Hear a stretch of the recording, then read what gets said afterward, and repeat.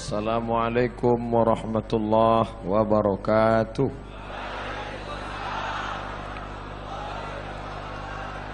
Alhamdulillah wassalatu wassalamu ala Rasulillah wa ala alihi wa sahbihi wa man tabi'ahu wa mawalah.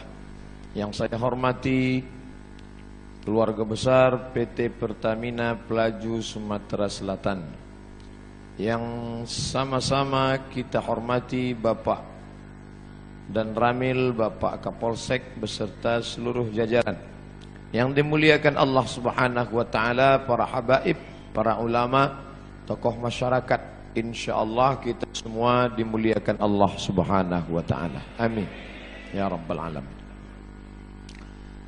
Kalau kita naik, ketika nampak bintang, maka kita sudah tahu, oh ternyata posisi kita di selatan. Ketika kita sudah nampak bintang, orang yang sudah melihat bintang itu disebut mendapat hidayah. Artinya tahu dia menetapkan arah pulang mau kemana. Kalau kita bawa kendaraan dari Pekanbaru, Riau, mau pergi ke Sumatera Selatan, Palembang, mesti melihat petunjuk jalan yang sudah dibuat oleh Bapak Polisi. Belok kiri ke Medan, Sumatera Utara, belok ke kanan, Palembang, Sumatera Selatan.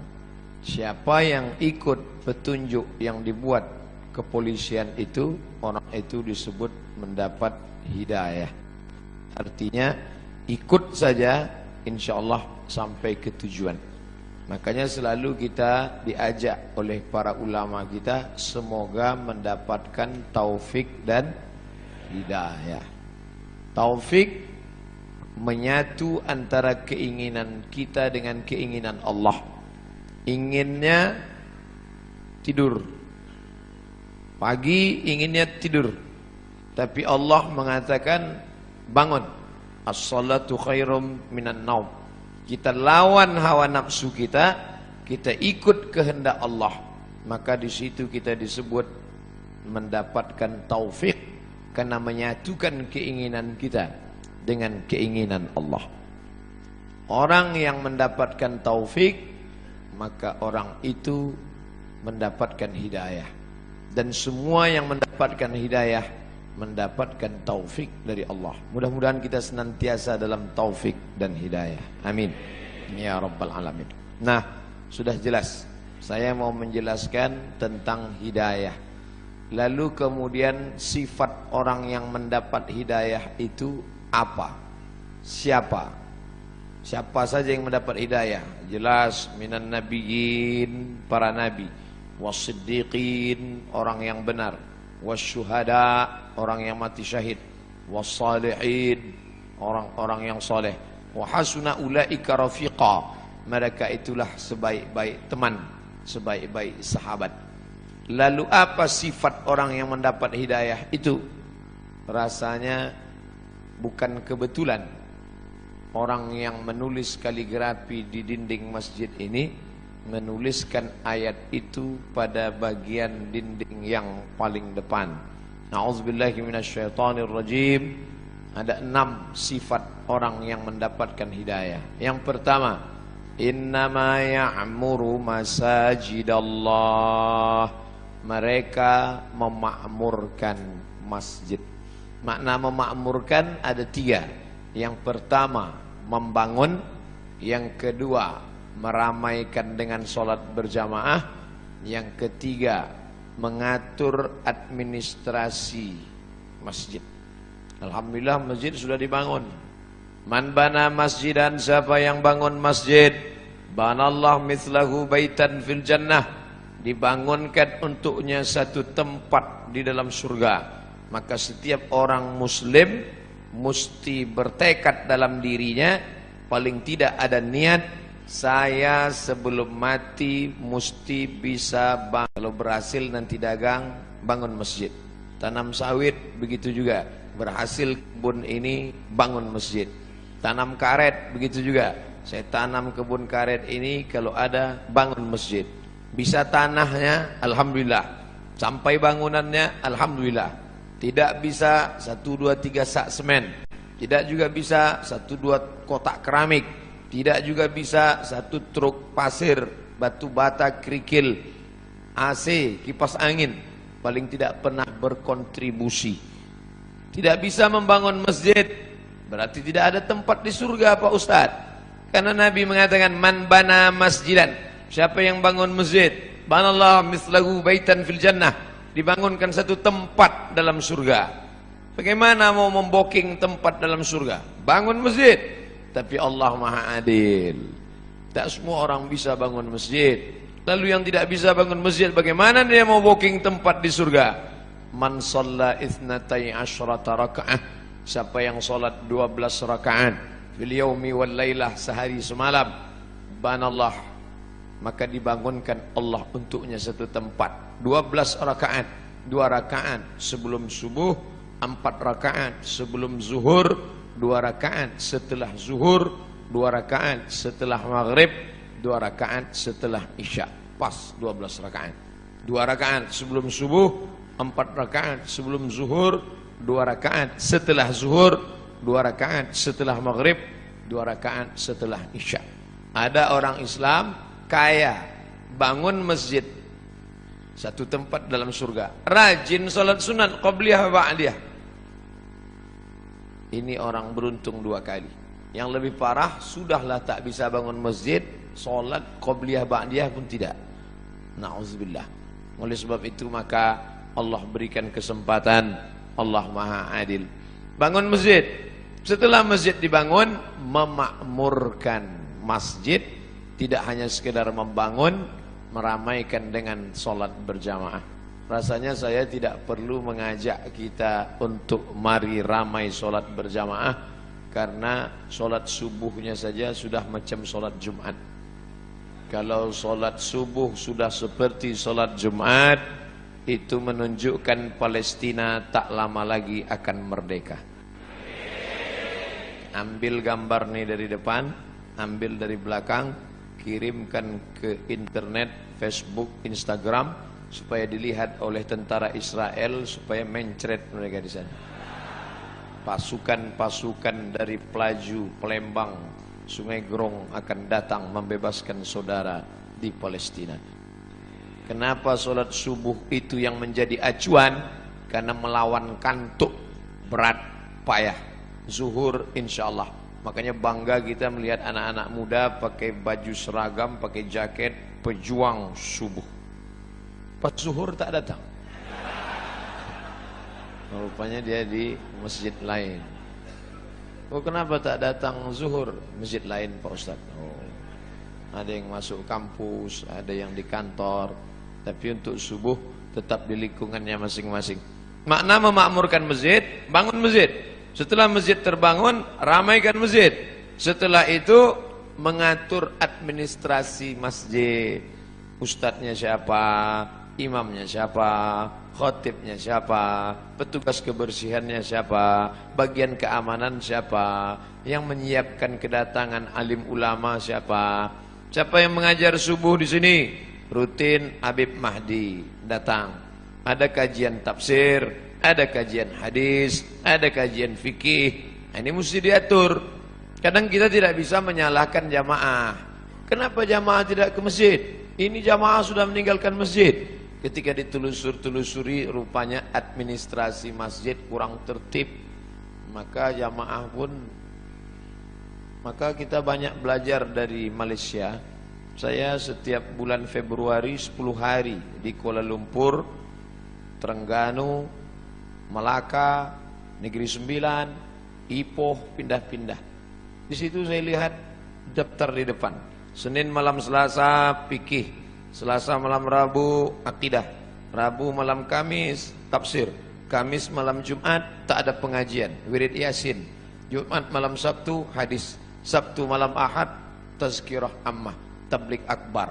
Ngaji tak lama-lama, dari maghrib ke isya 45 menit. Habis isya tanya jawab, ditulis di mimbar Ustadz nomor WhatsApp. Anda bertanya, Ustadz menjawab. Jadi ngaji tak panjang-panjang. Beda dengan tempat kita. Tempat kita ngajinya setahun 4 kali aja. Maulid Nabi, Isra Mi'raj, Nuzul Quran, 1 Muharram. Pengajian sampai jam 2, subuh kosong. Nah, ini mesti diperbaiki. Bukan berarti ulama dulu salah, tidak. Mungkin itu langkah pertama, memang begitu kelasnya dulu. Tapi sekarang mesti ada perbaikan.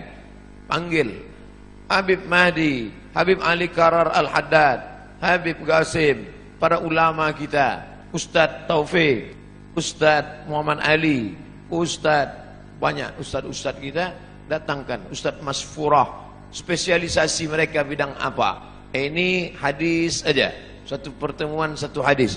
Yang ini tafsir saja, tafsir surat-surat pendek.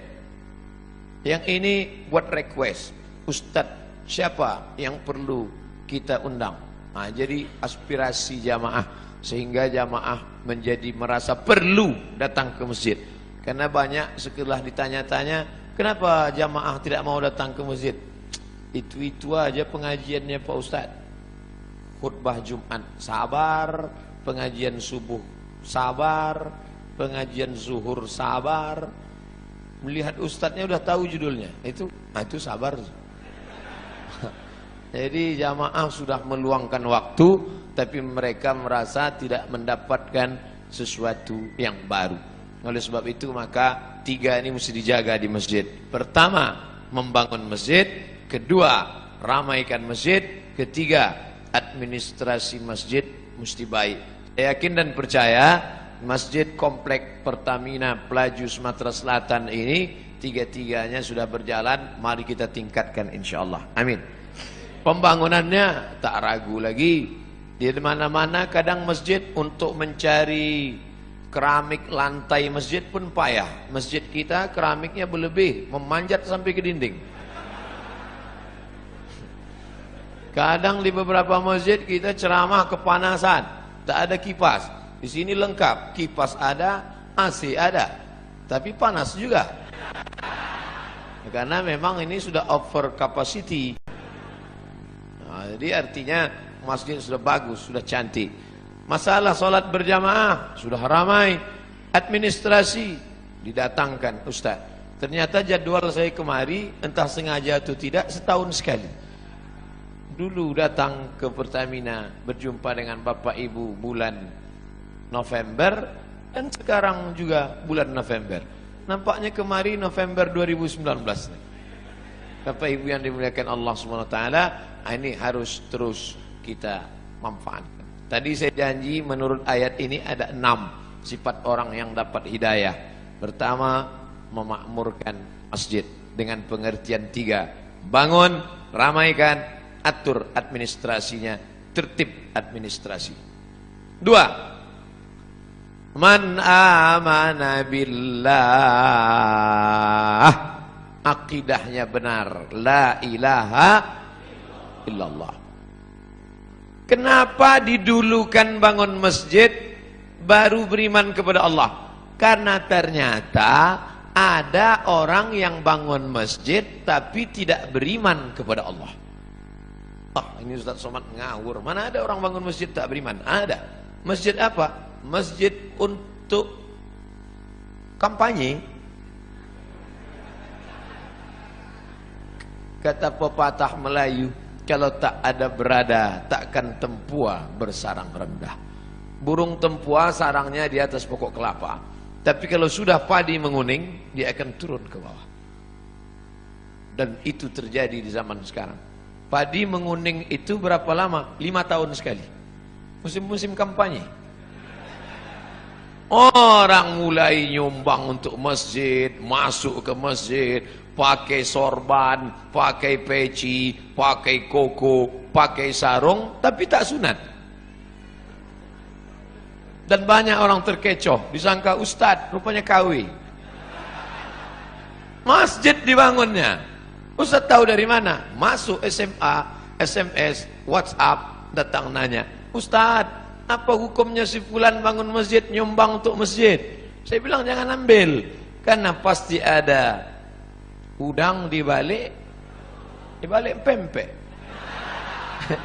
Ada niat di balik itu semua. Ada tujuan terselubung, ada kepentingan. Maka jangan. Datang dia ngasih duit, ambil duitnya, jangan coblos orangnya. Setuju? Ambil duitnya, serahkan ke fakir miskin, anak yatim. Setuju? Tak sama bunyinya macam yang pertama tadi. Makanya prinsip dalam Islam, man amana billah la ilaha illallah. Saya yakin semua yang datang subuh ini tidak ada tujuan lain, langkah kaki dari rumah, bismillahi tawakkaltu 'alallah la haula wala quwata illa billah. Salat, usolli fardhu subhi rak'ataini adaan ma'muman lillahi ta'ala. Puasa, nawaitu shauma ghadin an ada'i fardhi syahri ramadhan hadhihi sanati lillahi ta'ala. Haji, labbaik Allahumma labbaik labbaik la syarika laka labbaik. Ketika engkau persekutukan, kau duakan Allah dengan yang lain, hilang amalmu. Lain asyrakta, kalau kau syirikkan Allah, kau duakan Allah, kau persekutukan Allah, la yahbatanna amaluka, gugur amalmu. Maka ciri orang yang mendapat hidayah yang kedua, man amana billah, jangan rusak tauhid, akidah kepada Allah. Ini kadang anak-anak lajang ini gara-gara lama dapat jodoh, rusak tauhidnya. Iyyaka na'budu wa duku nasta'in. Nyembahnya tetap sama Allah, mintanya ke dukun. Kata dukun, kalau kau mau cepat dapat jodoh, ambil 7 bunga. Bunga melati, bunga mawar, bunga ros, bunga kantil, bunga tai ayam. Nanti di blender. Nah, udah di blender, nah, kau minumlah. Setelah minum nanti bangkit aura merah. Begitu diminum, merah muka. Rupanya radiasi. Pergilah batu rubi berwarna merah, maka aura merah akan bangkit, wajah akan merah, biji mata merah. Ini tak betul. Kalau memang tak boleh pakai cincin, kenapa Ustaz pakai? Saya hanya sekedar suka saja. Pakai batu tak apa-apa, tapi meyakini bahwa batu memberikan efek sesuatu, rusak la ilaha illallah kita. Kadang orang ini suka mancing-mancing. Ustaz pakai cincin itu ada khasiat-khasiatnya. Ada, saya bilang. Apa khasiatnya? Kalau dipakai, duduk di rumah makan, tak bayar. Hebat Pak Ustaz, duduk aja, jangan makan. Masih percaya dia dengan yang begitu-begitu. La ilaha illallah. Kita dalam Islam diajarkan berani berkata la ilaha. La ilaha, tak ada lagi batu-batu. La ilaha, tak ada lagi dukun-dukun.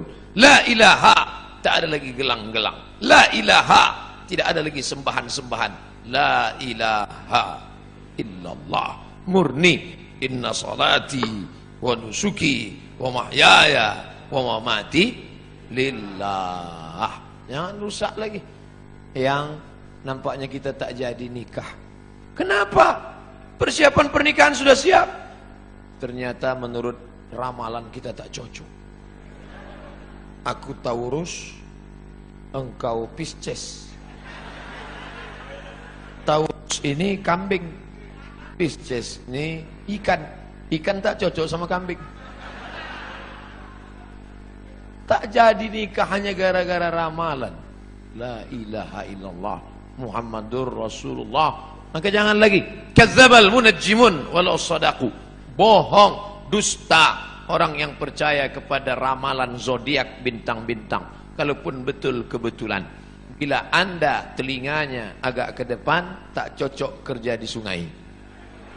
Bila tai lalatnya di bawah dagu, cocoknya di darat. Ini bohong semua. Islam tidak pernah berkata demikian. Fa idza azamta, kalau kau sudah tekad, fatawakkal 'alallah. Bertawakkallah kepada Allah. Jangan rusak akidah tauhidmu. Percaya kepada burung-burung. La tiarata, tak boleh. Dulu orang kafir musyrik, kalau dia mau bisnis, dilemparnya burung di atas pohon kayu. Lempar. Kalau burung itu terbang ke arah negeri Syam, berarti sial. Syukmu, Syam, sial. Kalau pergi ke arah Yaman, Yamin, beruntung, lempar. Ke arah Yaman, ayo lanjutkan. Kalau ke arah Syam, berarti sial. Kalau mau bisnis, diambil anak panah 3 biji. Anak panah disimpan dalam Ka'bah, digoncang. Pergi atau tak pergi? Ambil anak panah. Pergi, ya pergi. Tidak pergi, jangan pergi. Kosong, Anda belum beruntung, goncang sekali lagi. Ini dibatalkan dalam Islam. Maka dalam Islam diharamkan innamal ghamru wal maisiru wal ansabu wal azlamu khamar. Namal ghamru wal maisir judi, wal ansabu menyembelih binatang untuk berhala, wal azlam mengundi nasib, rijsun najis min amalis syaitan, perbuatan setan, fajtanibuh jauhi. Ciri orang yang mendapat hidayah, dia berserah diri hanya kepada Allah, tapi tetap ada usaha. Jangan tidak ada usaha. Jangan nanti yang lajang-lajang, yang gadis-gadis, kamu tak ada usaha untuk jodoh. Kalau memang sudah takdir Allah, tak akan kemana. Tetap ada usaha. Contoh, ini kue kotak Nengs Bakri. Ini kan memang ditakdirkan untuk saya ini kan. Memang untuk saya. Tapi saya tak ada usaha untuk membuka kotaknya. Masuk dia ke mulut saya. Tidak, menganga dari itu. Mesti ada usaha untuk membuka kotaknya. Lalu memilih-milih kue yang mana. Berapa biji kue? Pilih yang ini atau ini. Mesti ada usaha mengambil paralotnya, lalu ditusukkan ke botol, ke gelasnya. Ada usaha. Usaha itu disebut dengan ikhtiar. Itulah ahlus sunnah wal jamaah. Kalau tidak ada usaha, hanya pasrah saja, itu namanya Jabariyah. Orang Jabariyah kata dia tak ada usaha, takdir saja. Bang, abang tak kerja. Kalau memang rezeki kita datang sendiri, adinda, tak usah kerja-kerja. Nanti kalau ada suami ibu macam itu Jabariyah. Kalau gitu ibu tak usah masak. Nanti jam-jam 9 dia lapar, nanya, mana makanan kita? Kalau sudah takdir Allah, datang sendiri dia, bang. Orang gitu mesti gitu membalasnya. Orang Jabariyah ini tak ada usaha sama sekali. Diam aja. Nanti tiba-tiba Pak Kapolsek razia. Prit, mana STNK BPKB? Saya serahkan pada Allah. Nah, pukulkan kepalanya Pak. Lepas. Kenapa Bapak pukul? Ini pun dari Allah juga. Orang-orang gini ini mesti gitu melawan dia. Kita betul. Allah kasih kita kudrat, Allah kasih kita iradat, Allah kasih kita sama, Allah kasih kita basar, Allah kasih kita kalam, supaya kita berusaha. Makanya doa keluar masjid, Allahumma inni as'aluka min fadlik, beri aku rezeki. Kenapa keluar masjid minta rezeki? Karena keluar masjid idza qudiyatis shalah, kalau salat sudah dilaksanakan, fantashiru fil ard, bertebaran di atas muka bumi, cari rezeki, wabtaghu min fadlillah, cari karunia Allah. Ciri orang yang dapat hidayah yang pertama, memakmurkan masjid. Yang kedua, beriman kepada Allah. Yang ketiga, wa aqamas shalah. Salat, bukan somat. Salat. Mudah-mudahan anak-anak gadis yang rajin salat subuh ini mendapatkan suami yang rajin pula salat subuh. Karena kalau kalian anakku yang sudah solehah, yang sudah cantik, yang sudah rajin salat, tiba-tiba dapat laki tak sembahyang, tak satu dua curhat masuk ke HP saya. Ustadz, dulu saya sangka nikah sama dia bahagia, ternyata Pak Ustadz, cuman rasanya bu macam tidur sama babi hutan. Tak sembahyang. Walaupun hidup 1000 tahun, kalau tak sembahyang apa gunanya? Walaupun hidup 1000 tahun, kalau tak sembahyang apa gunanya? Nanti kalau Bapak Ibu kebetulan pergi umrah, ada mihrab dalam taman Raudhah Masjid Nabawi, tempat sholat Nabi. Ini Raudhah, ini mihrab namanya. Di sebelah kiri ada tertulis as-salatu imaduddin, sholat tiang agama. Kenapa atap masjid kita kokoh? Karena ada tiang. Kalau tak ada tiang, hancur. Puasa melayang, zakat terbang, haji hilang karena tak ada tiang.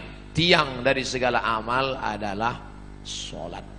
Dan solat waktunya tak boleh digeser. As-salatu ala waktiha. Apa kata panitia tadi malam? Ustadz Somad, jam 4 kami tunggu di pintu. Maka jam 4 kurang 5 saya sudah siap di ruang tamu. Tak boleh. Saya tahu ini orang-orang Pertamina ini disiplin. Kalau sampai meleset sedikit ditinggalkannya kita. Maka saya tunggu tepat. Tapi saya tak bertanya karena di Pekanbaru sholat subuh jam 5. Ini kok cepat betul? Saya tak tanya. Saya jarang saya nanya-nanya. Masa LCMA nanya? Yalah Pak, pokoknya siap-siap. Sedangkan janji sama Allah tak boleh digeser, apalagi sama manusia tak kita geser, apalagi sama Allah. Ini sekarang banyak yang geser janji sama Allah.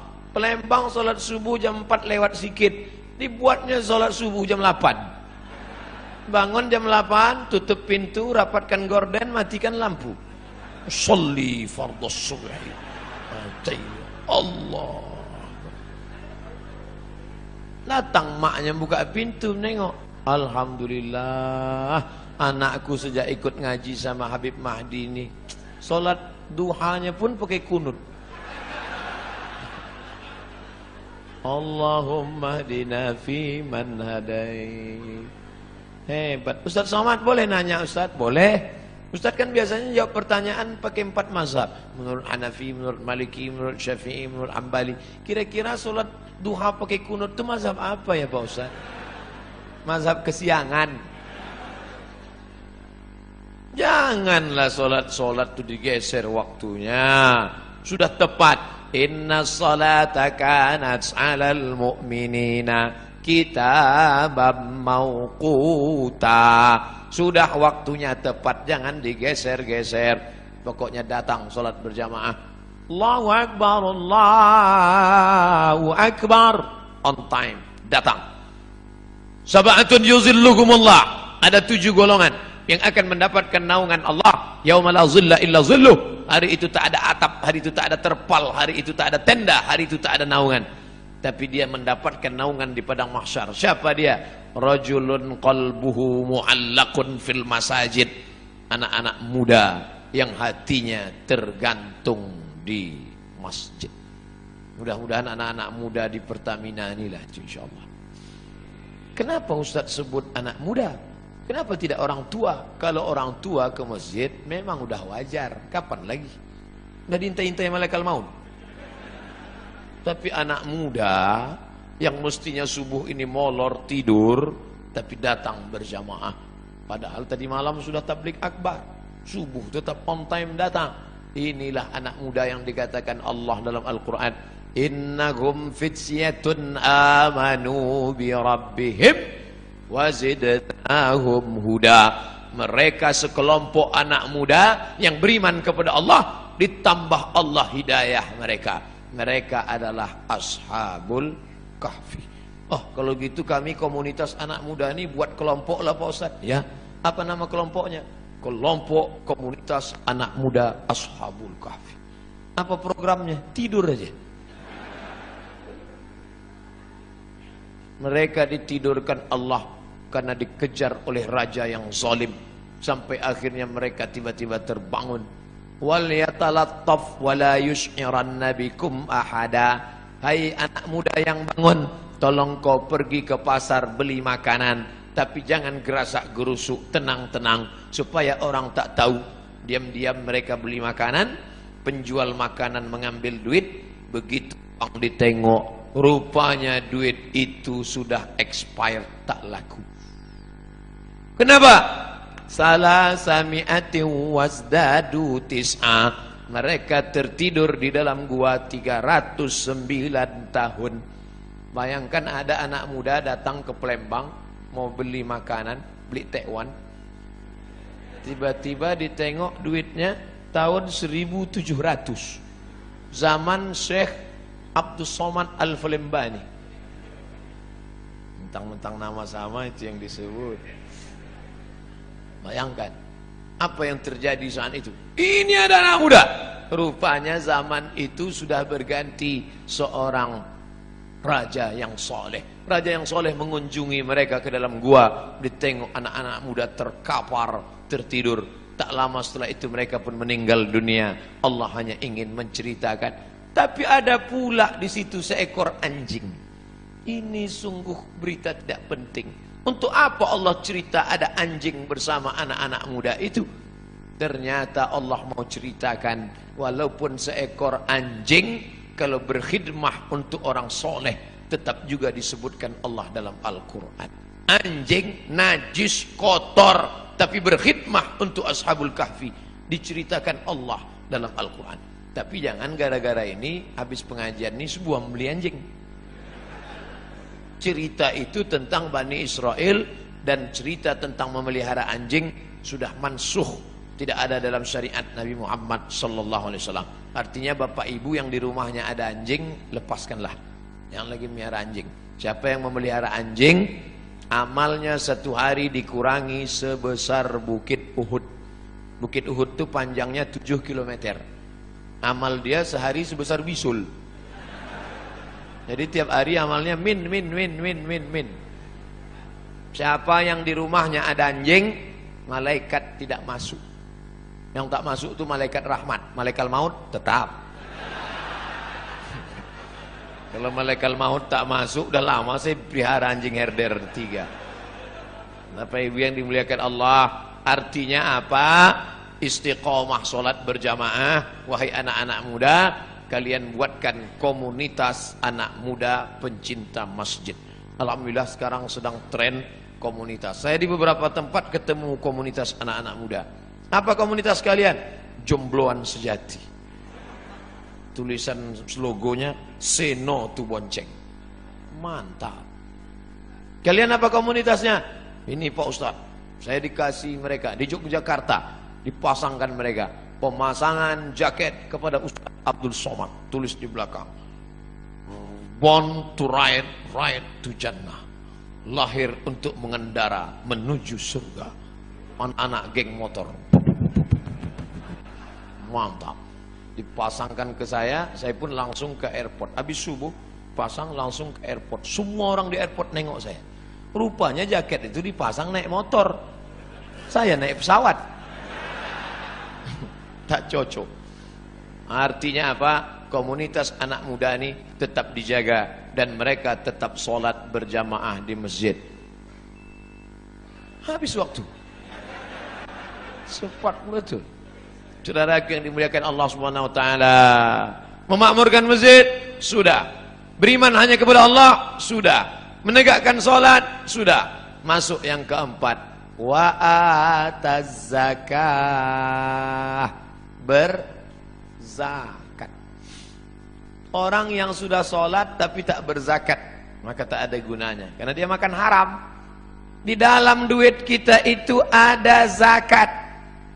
Zakat orang dititipkan Allah kepada kita. Ada orang diuji kakinya, lulus. Diuji kakinya sholat berjamaah, lulus. Diuji matanya sholat tahajud, lulus. Diuji kantongnya, di situ baru kelihatan. Nama siapa? Pelit bin bakhil bin medit bin kedekut. Ini orang na'udzubillah. Oleh sebab itu maka keluarkanlah zakat. Bapak sudah bayar zakat? Tiap tahun saya bayar zakat Pak Ustaz. Berapa? 2,5 kilo. Itu zakat fitrah. Zakat pendapatan 2,5%. 85 gram emas murni. Berapa itu sekarang Pak Ustaz? 85 gram kali 500.000 1 gram, 42.500.000. Siapa yang mempunyai pendapatan 42.500.000 sudah kena zakat 2,5%. Kalau profesi kami sebagai pegawai Pertamina ini gimana Pak Ustadz? 42.500.000 setahun. Bagilah 12 bulan. 12 bulannya berapa itu? 42.500.000 bagi 12, 3,6. Jadi yang berpendapatan 3,6 juta, 3.600.000 itu udah kena menurut Basnas, Amil Zakat Nasional yang sudah disepakati ijma' antara ulama-ulama Basnas se-Indonesia 3,6. Saya tidak sebut gaji karena ada orang gajinya 2 juta, pendapatannya 20 juta. Ada uang tunjang, uang sifat, uang sundul, uang sikut, duit-duit apa. Jadi di total semua, total. Pak Ustadz, saya sebulan dapat 5 juta. Mudah cara ngitungnya. 1.025.000. 5 juta berarti 125.000. Saya 10 juta Pak Ustadz, 250.000. Saya sebulan dapat saya 100 juta Pak Ustadz, 2,5 juta. Mudah-mudahan Bapak Ibu punya duit 100 juta. Dari bunyi aminnya banyak yang tak yakin Pak. Masalah duit ini kita tak bisa ngelihat orang, tak bisa dinilai duit dari wajah orang. Ada hitam, jelek, pesek, pendek. Tapi buka dompet 100 juta. Ada ganteng putih, tengok dompet 2.000 perak. Mudah-mudahan semuanya dapat 100 juta. 100 juta zakatnya berarti 2,5 juta. Memang kalau udah cerita zakat ini banyak lupa. Tak ingat saya bos. 2,5 juta. Saya tak tahu. Entah siapa yang punya 100 juta, entah siapa yang tidak, saya tak tahu. Dan bapak petugas Basma, Badan Amil Zakat Pertamina, itu tidak tahu siapa yang punya duit. Tapi ada dia yang tahu. La ta'khuzuhu sinatun. Dia tak mengantuk, tak tidak tidur. Tak mau berzakat. Simpan, simpan.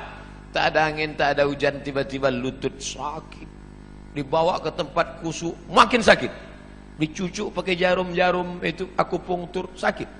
Tak mempan jarum, cucuk paku payung, makin sakit.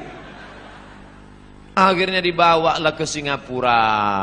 Sampai di Singapura datanglah dokter Cina membawa martil kecil aja. Dipukulnya lutut. Ayah, lapuklah lama pakai. Rupanya tempurung kelapa yang di lutut nih lapuk. Jadi gimana dok? Tenang, kita sudah import lutut dari Tiongkok. Berapa harganya? Sebelah kanan 40, sebelah kiri 40, ongkos pasang 20, pas 100. Itu namanya duit hantu dimakan setan. Silakanlah. Yang tak mau bayar zakat tak apa-apa, silakan. Tapi awas. Gimana? Udah ada terasa? Nah, kalau udah ada bayar. Nanti habis nih jumpai Badan Amil Zakat Pertamina, serahkan, bayarkan. Ustadz, bagusnya saya bayar, saya dapat sebulan 4 juta Pak Ustadz. 25.000 berarti 100. Apakah bagus saya bayar tiap bulan 100 atau saya tunggu setahun 1.200.000 tiap bulan? Tiap bulan serahkan. Ah, kan sama aja. Sebulan 100, setahun 1.200.000, kan sama. Duitnya sama, setannya tak sama. Kalau 100.000 ringan, kalau sudah terkumpul 1.200.000, allazi waswisu fi sudurin nas. Yang berbisik itu siapa? Minal jin. Nah, kalau jin yang berbisik, senang. Kita baca ayat kursi selesai. Ini yang berbisik ini nas, sekantor sama kita. Sama-sama orang Pertamina juga. Mau kemana bro? Mau bayar zakat ke Basma. Berapa? 1.200.000. HP baru 1.100.000. Kita bacakan ayat kursi, hafal pula dia dari kita lagi. Nanti kalau ada kawan begini, bacakan juga ayat kursi. Membuskan dia, Allah qayyum la ta'udhu sunatu wa la nawm. Oleh sebab itu bayar zakat. Yang paling tinggi zakat. Di bawah zakat infak. Di bawah infak sedekah. Apa beda infak sama sedekah Ustaz? Infak materi. Wa anfiqu min thayyibati ma kasabtum. Berikanlah hasil usahamu. Infak itu materi. Kalau sedekah non materi. Makanya dalam hadis dikatakan, tabassumika fi wajhi akhika sedekah. Senyummu ke wajah saudaramu sedekah. Allah Maha Adil. Kalian yang bisa ngasih sedekah duit, sedekah. Kalian yang bisa ngasih infak duit, infak. Infak kipas angin, infak AC, infak lampu. Tapi yang tak bisa ngasih infak, sedekah. Artinya apa? Kau yang berduit kasihlah duit. Yang tak bisa ngasih duit senyum aja. Misal jumpa orang, udahlah duit tidak, senyum tidak. Asal jumpa muka macam jeruk purut dipijak gajah. Oleh sebab itu makanya yang paling tepat untuk kotak masjid itu adalah kotak infak. Jangan buat kotak sedekah, kotak infak biar dia ngasih duit. Kalau kotak sedekah, itulah senyum aja deh.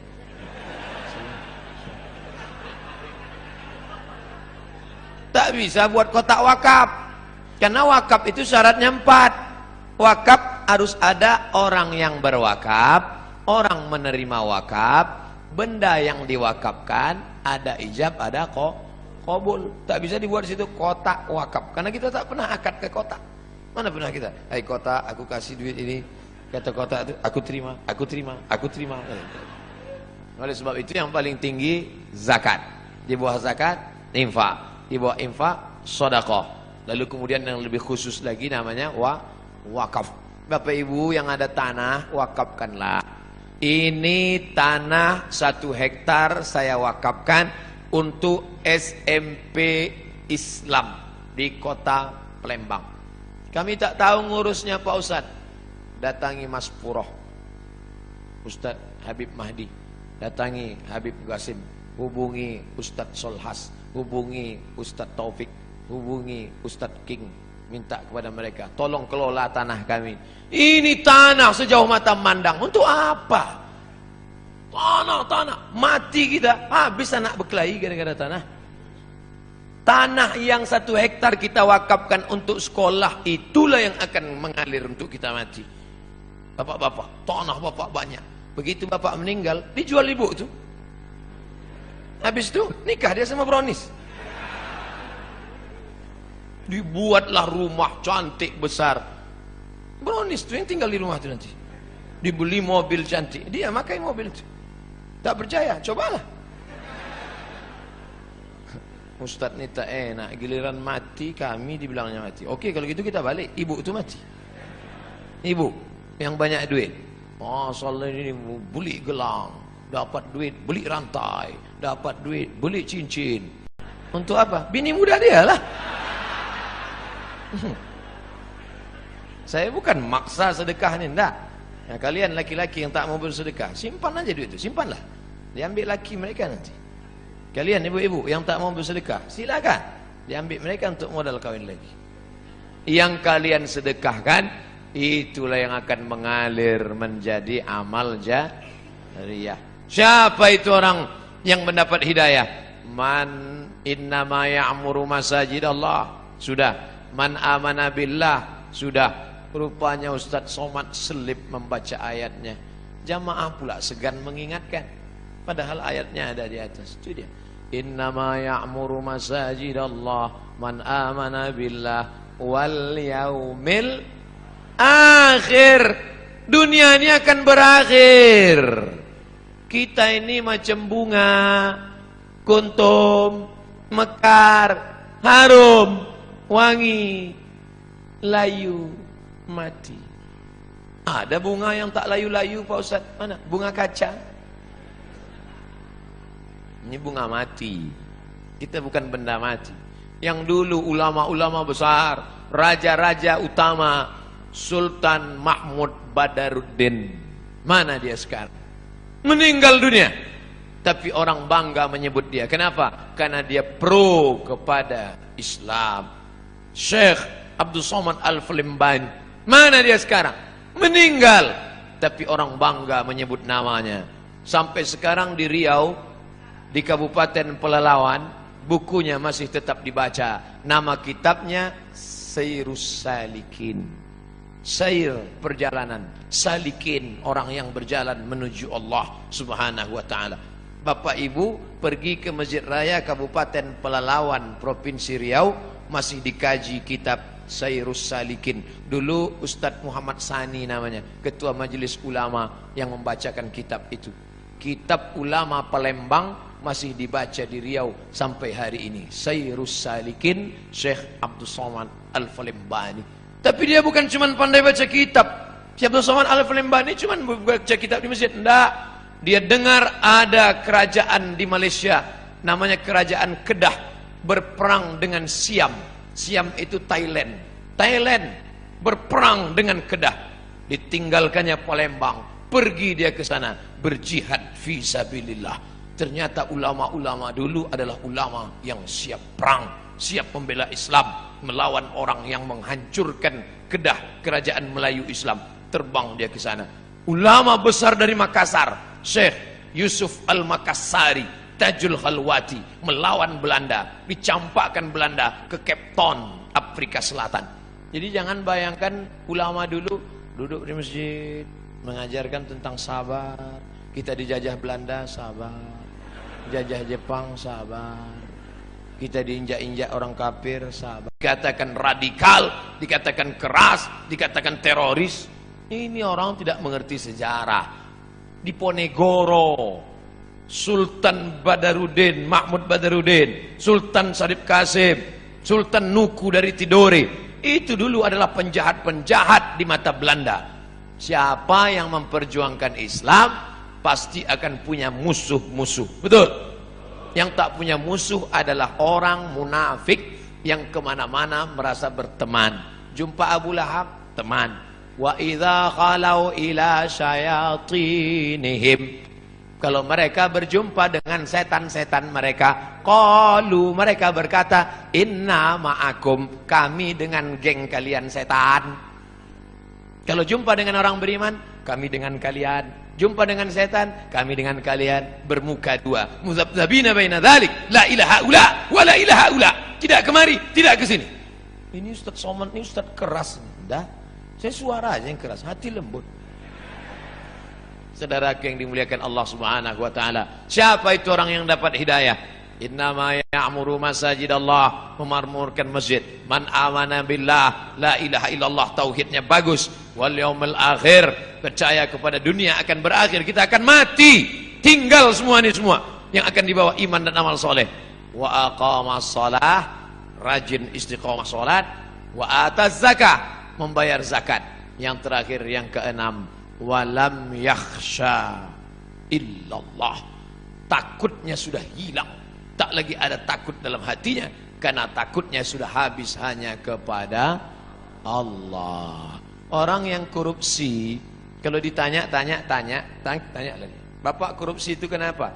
Takut nanti pensiun tak punya rumah, tak punya mobil, tak punya kebun sawit, tak punya kebun karet, tak punya kos-kosan, takut anak tak bisa kuliah, takut dunia membuatkan orang menghalalkan yang diharamkan Allah. Makanya ditulis di sini besar-besar, walam yakhsha illallah. Itu dia, walam yakhsha illallah. Sengaja pas di atas saya ini dibuat, walam yakhsha illallah. Oh, jadi itu tulisannya Pak Ustaz. Itulah tulisannya. Kami sangka semen-semen aja nih Pak Ustaz. Sengaja ini kaligrafi yang dipilih supaya apa? Supaya semua orang Pertamina di sini tahu bahwa dia mengukur dirinya. Aku ini termasuk orang yang sudah dapat hidayah atau tidak. Alhamdulillah Ustaz. Setelah Ustaz jelaskan 6 sifat ini ada dalam diri kami. Alhamdulillah. Satu pun tak ada. Na'udzubillah. Baru ada 3, tambah lagi. Kami tak berdaya. La haula wala quwata illa billah. Jangan takut menghadapi hidup. Walam yakhsha illallah. Makanya ibu-ibu itu paling kuat dia. Meninggal suaminya, anaknya ada 3, tak ada dia takut.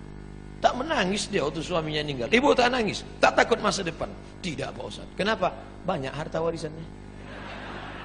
Tak nangis ibu? Tidak. Kenapa tak nangis? Udah lama aku tunggu. Bapak ibu yang dimuliakan Allah, Siapa yang tak ada rasa takut dalam hati? Kita tetap takut. Yang membuang takut itu Allah. Ala inna awliya Allah. Kalau sudah kalian dekatkan diri kepada Allah, bagaimana sifat orang itu? La khaufun alaihim wala hum yahzanun. Dicabut Allah takut, dicabut Allah sedih. Itulah yang merusak hati orang modern. Takut, sedih, penyakit stres, depresi, jantung koroner, diabetes meletus, asam urat naik gara-gara terlampau takut, sedih. Apa beda takut sama sedih? Sedih terhadap masa lalu, takut terhadap masa depan. Yang kuliah takut tak selesai S1. Yang sudah S1 takut tak kerja. Yang udah kerja takut di PHK. Yang udah kerja takut tak bisa nikah. Yang udah nikah takut tak punya anak. Yang udah punya anak takut tak bisa nikah sekali lagi. Istri pertamanya meninggal. Ibu mau marah. Takut terhadap masa depan. Maka menghilangkan takut itu dengan apa? Falyabudu rabb hadzal bait. Banyak-banyak engkau beribadah di rumah Allah ini. Kalau engkau banyak beribadah, Allah janjikan dua. Apa dia? At'amahum min ju'. Kalau kau lapar dikasihnya makan. Wa amanahum min khauf. Kalau kau takut dikasihnya aman.